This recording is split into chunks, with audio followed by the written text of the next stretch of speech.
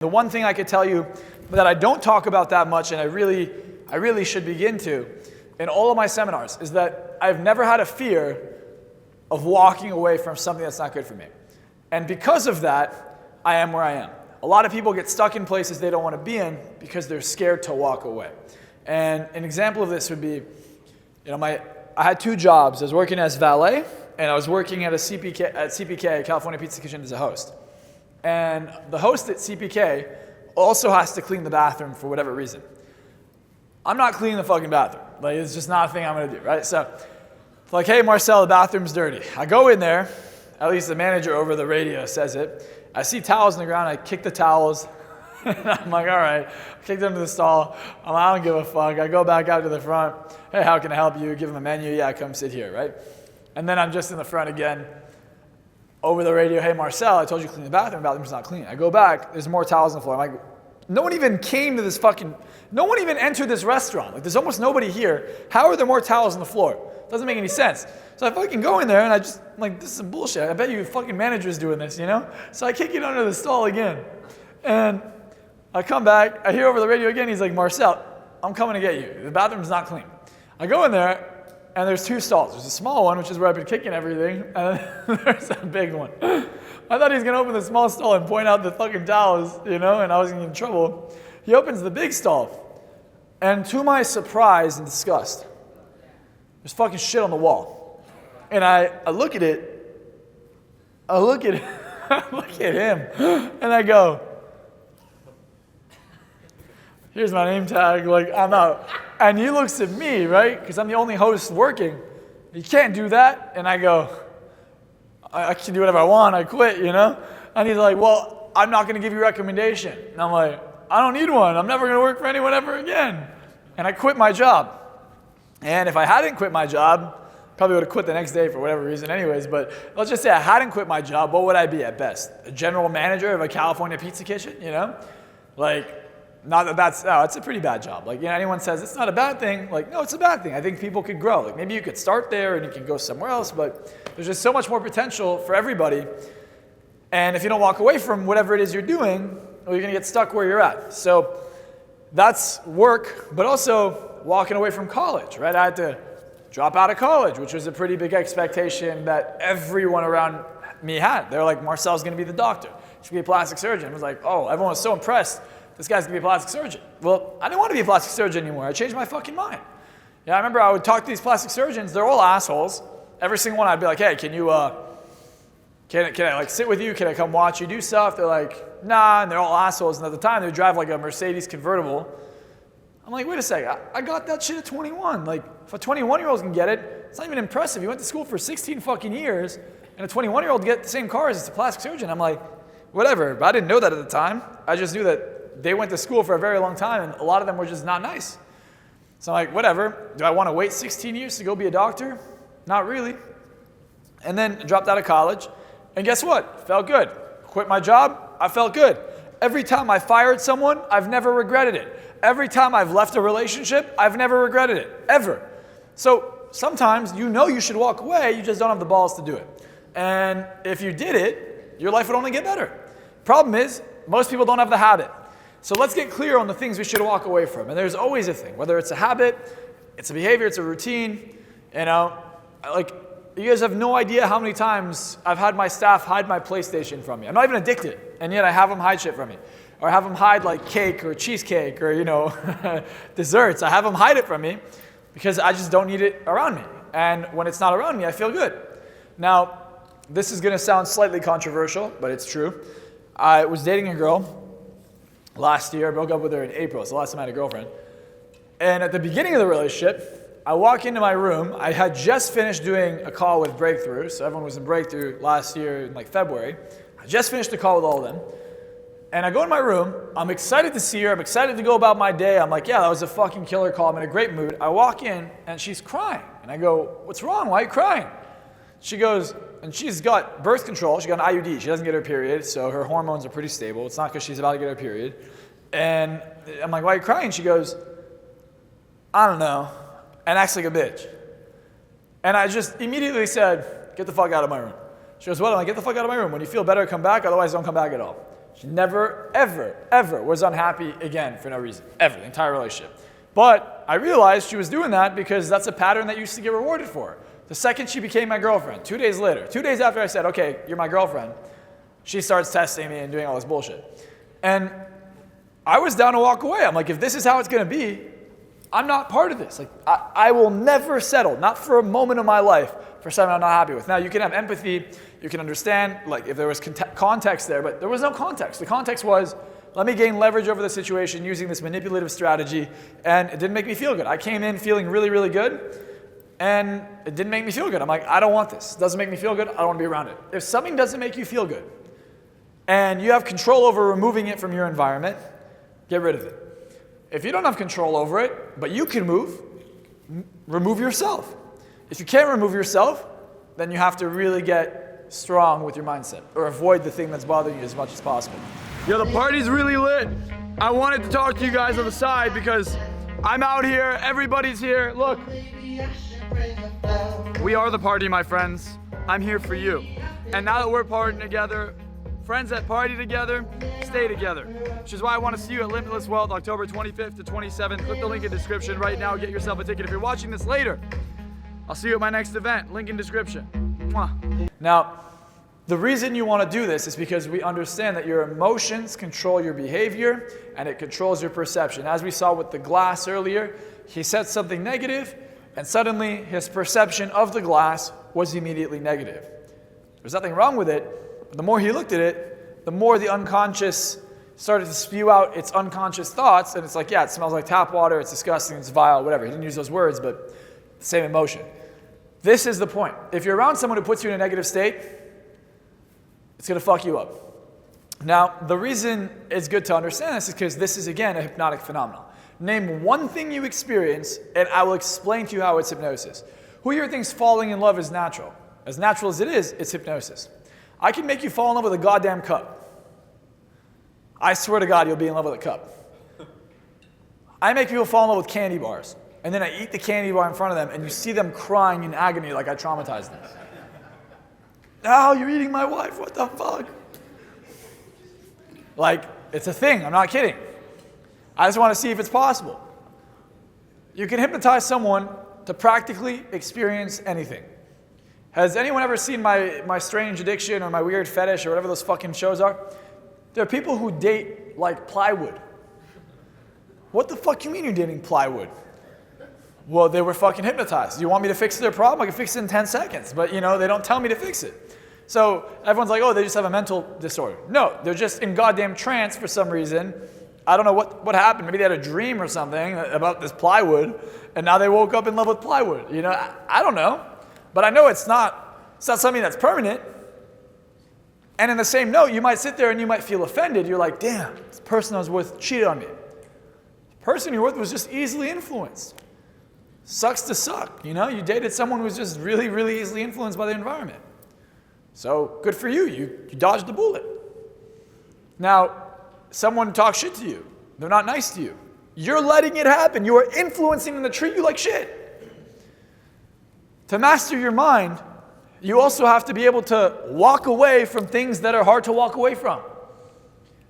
What makes you truly confident at the top of the hierarchy is that you are a tribal leader. As a tribal leader, you decide who gets to be part of your tribe and who doesn't.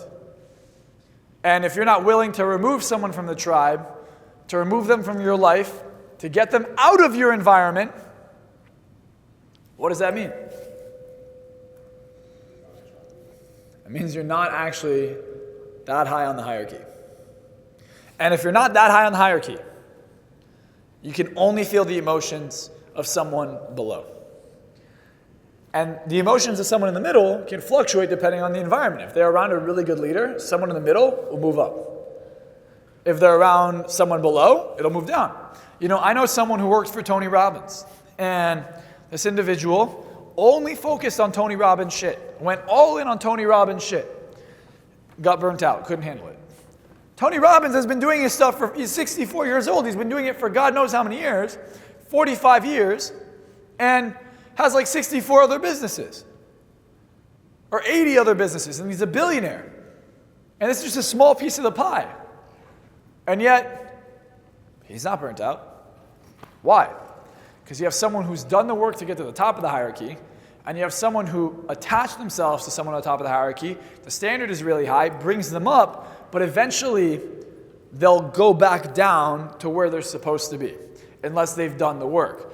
And sometimes we convince ourselves, even when you work with someone like Tony Robbins, you might have convinced yourself you've done the work, when in fact you haven't. And the way your mind will trick you is you'll be in a really great situation, and your mind will convince you that it's the wrong situation. It's like being in the NBA, and all you want to do is play basketball, and your mind convinces you that, yeah, I don't know, I don't really want to play for this team. And you're risking losing a contract with a team and not wanting to get picked up by any other team. You literally have that risk by gambling. But your mind will trick you because it tries to sabotage and bring you back down. So the idea really is, where's my real value at? And if I remove any of the anchors around me, how much higher will I go almost immediately? Now you might feel like that's challenging. How many of us have been in something we wanted to walk away from, but we couldn't? Yeah, it sucks. It fucking sucks. You know, I remember, and I'll be honest, this is the only time this has happened to me. And I'll be super honest. That one girl I told you guys about that was doing drugs, well, she didn't have a visa to come to the US, so I was traveling the world with her in 2021. And when I was traveling the world with her, I fell in love with her in the Bahamas, and then from the Bahamas I went with her to Mykonos. From Mykonos I went with her to Dubai. From Dubai we were all over Mexico because I had a bunch of seminars, and I was flying in and out of Mexico to come to the US to do the seminars because I wanted to stay with her until I could figure out the visa situation. Now, the problem is, I had just moved into my mansion at the time. I was paying $40K a month in rent, plus all the cars. I had crazy expenses. I'm barely making money with her because I'm so focused on the relationship, trying to fix it. It's taking up all my mental bandwidth rather than focusing on the growth of my business. And then I said, fuck it. I go back with her to Israel. She starts acting horrible. I was taking care of her everywhere. Like, it doesn't matter how much stress I had on my back. I would literally do a seminar for 2-3 days, be exhausted. And I say 2-3 days because there was multiple seminars I did in this time period. Be exhausted, fly in the morning of the seminar, exhausted, sleep on the plane just so I could be there as much time as possible, leave straight after the seminar, leave the seminar, go to the airport and fly back in just so she knew, hey, I'm here. Like, yeah, I'll do all that. And then I went to Israel with her. She starts going out to clubs without me. Oh, you can't come, this, that. And I'm sitting there. I'm like, what am I doing? But I had this sunk cost bias, like all this effort I had put in, all this money I had lost, all this energy I had spent, all the mental capital I invested, I didn't walk away. And I remember I started to, because you're not walking away from something that you know isn't good for you, you start to lose respect for yourself. You start to literally lose yourself. And you start to resent the person you're with. Maybe that's just how she was. She'll show me how she actually is. I appreciate it. But personally, I started to resent her and I started to resent myself because I was like, damn, I'm really not walking away. And I couldn't call my friends and tell them, hey, this is what's going on, because they would tell me, why don't you just come home? I couldn't tell my parents, hey, this was going on, because they'd be like, why don't you just come home? I already knew the answer. I didn't need everyone else to tell me the answer. I just needed to come to the conclusion myself. And finally, you know, we went to a New Year's party, and I drew the line when I saw her taking shots with some guy. She's smiling, and I was like, my brain was like, oh my God, I just realized the insecurity I had is that if I leave, she'd be with someone else. And that's why I was scared of leaving. And the very thing I was worried she would do, even though she didn't directly cheat, it was enough to get me to realize, oh, she's going to do it anyways. So I saw it. She did that. It clicked. The fear that I had was now brought to the present. There's a reason I'm sharing this. I'll tell you in a sec. And once the fear was realized, I had nothing to lose anymore. I just walked away. And I didn't say anything. I just left. I left the party in the middle of the party, went to my Airbnb, got all my shit, hopped on the next flight out. It happened to be the last flight out of the country before they closed the airport again. Thank God I got on the fucking flight. And I came home. Took her 5 days to realize I left the country. And that was it. I left. And then her drug addiction became really bad. And that was the end of that. But it's your lucky day. Have you ever wanted to walk into a room and have people break their neck to literally look at you and influence anyone, anywhere, anytime? Well, normally to learn this skill would be impossible. You'd have to go to school for 4 years, get a psych degree, waste your time. Then you'd have to go for another 4 years, get a PhD, waste your time. Then you'd have to gain experience, and eventually, at the age of 70 or 80, have some skill to where you could influence the room. Well, then I came along and I came out with a program that cost around $997. Then I discounted it to $297. And I just discounted it again to $49. So click the link in the description, get invisible influence, and I'll show you how to change other people's mindsets, your life, and everything around you. You know, I just couldn't do it. And why I bring this example up is because, you know, as strong as my mindset was even then, I endured so much stress and I was in such a difficult environment that even then it was really hard for me to leave. But I learned a really valuable lesson. The lesson, besides walking away early, is whatever you fear, if you bring the fear into the moment, it doesn't have any control over you. So an example of that would be, I feel like I'm running out of money. Like, I remember an example, I had $30,000 left in my bank account, and someone called me and they're like, hey, the brand new Mercedes SL came here. Like the first SL in the country, you get the first one, and I've been wanting this car. I've been seeing leaked versions of it, I have fucking videos of it. You want it? I'm like, send me pics. Sends me pics. I'm like, yeah, I'm coming. I'm like, fuck it, I'll spend my last $30K. Anyways, my $30K is only gonna last me like a week, so I'm gonna have to come up with the money anyways. Might as well have a new Mercedes and run out of the money. So I realized my fear, same day I made the money back and then some, right? Again, my mindset has always been, whatever I fear, I face. So if you can't, you must. I'm not telling you to do these things. I have a really ridiculous skill set. I can walk on the street. I put in the time and the effort to walk up to random people on the street, cold approach them, and close them for a lot of money. I'm able to do that. I'm not telling you guys to go do that because it's not easy. It takes a lot of confidence, and I have the skill set to do it. I honestly have the experience to back it up. But what I am saying is, if you want to walk away from a relationship or you're scared to do something that you know you should, I'm not talking about finance, I'm talking about in general, just socially or in your personal relationships or moving out of a place, moving into a new place, face your fear. You will always feel complete liberation when you bring the fear into the present. Instead of constantly chasing the fear or running away from the fear, right? Like letting it chase you. There's always a fire behind you. Just let the fire catch up. Now when you're in the fire, you can make the right decision. But I was constantly trying to control these situations with her in my business. I was trying to control these situations that prevented me from really just letting go. There's a quote I really like. It's actually from Plato, but they use it in Star Wars. And it goes, Yoda says it. He goes, learn to let go of everything you fear to lose. And I think it's a really, really strong mental exercise. To learn to let go of everything I fear to lose. If you're scared of losing someone, if you're scared of losing a relationship, even if it's not a healthy relationship, you might have this fear. Whatever you're scared of losing, learn to let go of it. Imagine it's already gone. And if you imagine it's already gone, notice your mind sits at peace.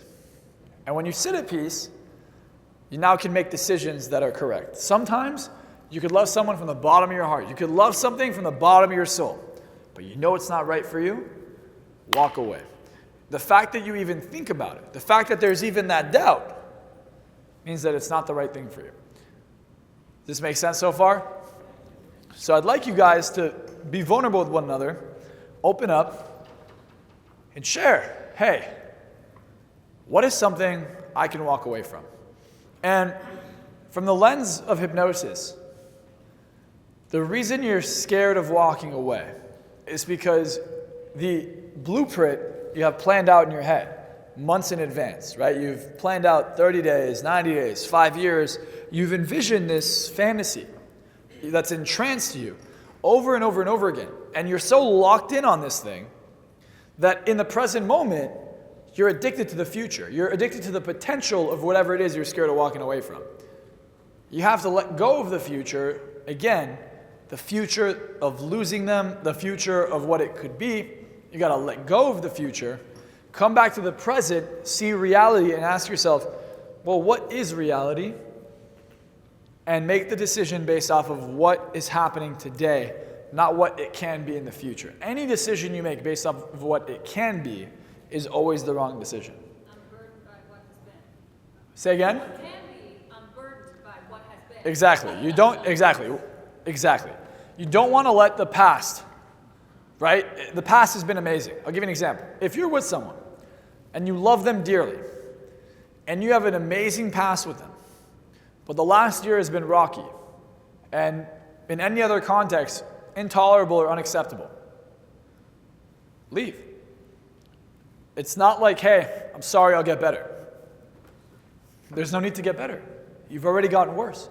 Should have never gotten to this point. I always say it's better to start new than it is to fix something that's broken. A healthy relationship will never get sick. That's a fact you should write down. A healthy relationship will never get sick. Ever. If a relationship gets sick, one or both of you are fucked up. You're fucked up because you picked a fucked up partner, or you're fucked up because you're fucked up. And you're making your partner fucked up. And if you're making your partner fucked up, you know it.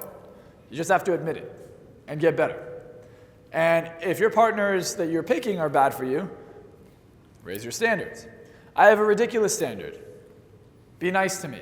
Don't do to me what you don't want done to you. Be loyal. Be respectful. Be in a good mood. Be into personal development. Don't do drugs. Don't drink. That's my standard. Really hard. Don't need to cook for me. Don't need to clean for me. Don't need to be my bitch. Be my equal. Have conversations with me. Come be deep with me. If you can't do that, if you can't sacrifice going to parties when you're not with me, if you can't sacrifice drinking when you're not with me, if you can't sacrifice smoking and doing all these unhealthy things, if you're not willing to come to the gym and work on your mindset, or just have deep, intimate conversations with me, stimulate me, be loving, have a good heart, be caring, don't be selfish. If this is not you, then I can't be with you. You'd be surprised, though, how rare those traits are. They're almost impossible. They're impossible to find in both men and women. It's very hard to find both. But where do you find it? You find it in environments like this. When people are here working on themselves, there's a reason they're here. So often, imagine you guys meet someone I'm going out with, and they've never attended even a seminar. Almost every person I've ever gone out with hasn't even been to one of my events, hasn't even watched 1 minute of my YouTube videos. Why? Because they don't value it. But that's why they're also not here. People are like, Marcel, well, why are you single? You're this coach, you're supposed to find love. No, I actually would disagree with you. It's like, why am I single? Because I don't settle. That's why I'm single. I'm single because I have not settled on something that I don't want. And my standards are very, very high. So unless the perfect thing comes my way, I'm not going to settle. And I think that's where everyone should be. I do not think anybody should settle in any area of your life. Doesn't matter what it is. If it's not going your way, leave. If it's not what you want, say no. Sometimes we take on clients we shouldn't take on because we're desperate for the money. When you're desperate for the money, you'll never make more. You've got to be willing to walk away to make more money. You've got to be willing to walk away to attract a better partner. You've got to be willing to walk away from the bad habits to make room for new habits. And again, from the lens of hypnosis, do not dwell on a future based on the past, or you got addicted to some kind of fantasy and you inserted them into it. Take them out of it and realize that you'll find someone who actually fits into it. Don't force anyone into your fantasy because then you're going to end up with the wrong people. So the exercise is simple. Whether it's a person, it's a habit, it's a job, it's an environment, I would like you to decide this is an environment, a person, a place I need to walk away from. If you're in a one-bedroom apartment, you're unhappy with it, and you want to live in a nicer place, because you go in here and you're like, this isn't perfect for me, I want to level up, I want to be more motivated, I want to be hungrier, and you need to walk away from that. Do whatever it takes. All right, my first plan is to walk away from this environment. My first plan is to move out. When I first coached this company, this owner of this company, who went from 30 million to $1 billion, the first thing I told him to do is get a penthouse apartment, or like a condo, overlooking the San Francisco bridge. That was his dream condo he's been wanting. And he never moved out. I'm like, you have a $30 million company. You're not a startup anymore. And you still haven't done that. Instantly did that the same week and ordered a brand new Porsche GT3 from the factory. Then, 10 months later, miraculously has a unicorn company, right? That's one of the many things he did. The advice I'm giving you is not random advice. It's advice that other people have taken and have gotten results. Now, for some of you, that advice may not make sense. You might be at a higher level. Well, I'm not asking you to go from one-bedroom apartment and from a 10,000 square foot home to a 100,000 square foot home. That's not what I'm saying. What I'm saying is there are things in your environment that aren't good for you. It could be something as simple as taking the candy out of your fucking pantry. It could be something as simple as throwing away Diet Coke. There are things that you could easily remove from your life, and when you remove them, you leave and make space for new things that align with the future version of you. Don't let the old version of you with old habits bring in shit that's holding you back. All right? Yes. Now that I have your attention, you want to change your life, and that's exactly what I'm going to do. I'm the best hypnotist in the world. My name is Marcel Klein, and what I want to do is I want to show you how to reprogram your mind in the shortest amount of time. What I'm going to invite you to do is get on a call with me or someone from my team. All you have to do is click the link around this video, and I will see you on the other side. Now that I got your attention.